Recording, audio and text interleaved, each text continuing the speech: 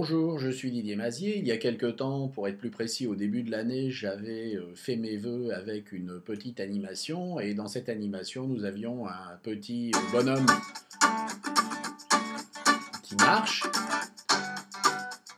Donc je vais vous épargner le petit bonhomme qui marche. Et ce petit bonhomme qui marche, ici, pour le fabriquer, eh bien, je m'étais bien cassé la tête.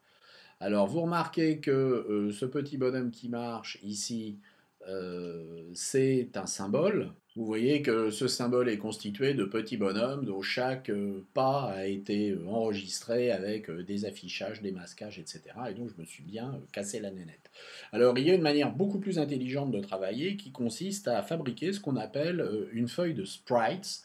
Donc sprite en anglais c'est un petit lutin, c'est un petit bonhomme facétieux, donc qui sont en fait des éléments d'une animation. Donc ces sprites vont être faits dans un logiciel comme Illustrator. On va regarder un détail. Le même petit bonhomme où au lieu d'avoir enregistré une image par position, eh bien on a tout mis sur la même position. Alors attention, pour bien le calibrer, j'ai mis des rectangles qu'on ne voit pas ici, mais qui sont des rectangles qui m'ont permis de m'assurer que j'ai pour chaque position exactement la même largeur. Et puis j'ai exporté ça au format PNG. Et dans Edge Animate, si nous créons un nouveau document, nous allons pouvoir, au niveau ici des symboles, importer une feuille de sprite. Alors on va importer la feuille de sprite qui se trouve être celle que je viens d'enregistrer. Et là, vous voyez que je vais pouvoir ici zoomer. Donc on va un petit peu zoomer. Je vais pouvoir déterminer le nombre de lignes. Donc il me faut une ligne. Et je vais effectuer quelques petits réglages. Ici, je vais spécifier le nombre de colonnes. Donc je pense qu'il me faut 9 colonnes. On va vérifier qu'on a bien 9 colonnes. Oui, voilà, 9 colonnes, c'est suffisant. Et puis ensuite, je vais spécifier ici dans mes systèmes de découpage que à gauche, bah, je veux rien du tout. Peut-être un petit peu. Voilà. De manière à être sûr que la main ne soit pas coupée sur le deuxième strike. À droite, on va rien mettre du tout. On va mettre 0. Voilà. Voilà. Et vous voyez que ma feuille de sprite est faite. Il suffit maintenant d'installer cette feuille de sprite sur ma timeline quelque part.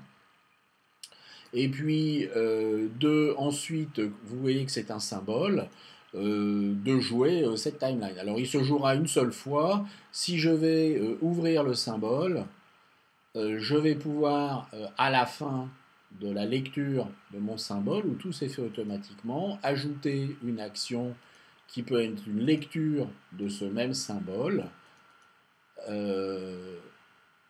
à 0, et ce qui va en fait me faire une boucle. Voilà, et donc si vous regardez maintenant ce que ça donne dans le navigateur, bah vous voyez que c'est beaucoup plus simple.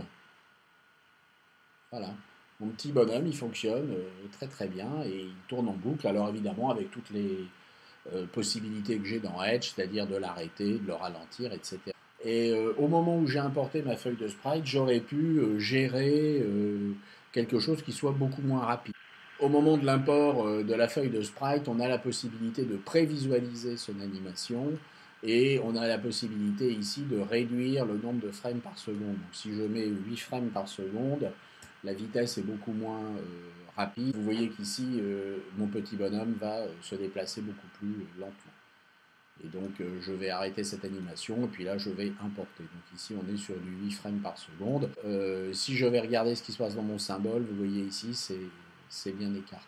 Donc vous voyez que c'est plus la peine de se casser la tête avec des exports d'images multiples et qu'il faut travailler avec des feuilles de sprites. Donc j'espère que tout cela vous a intéressé et vous souhaite de faire de très belles animations. A bientôt, au revoir.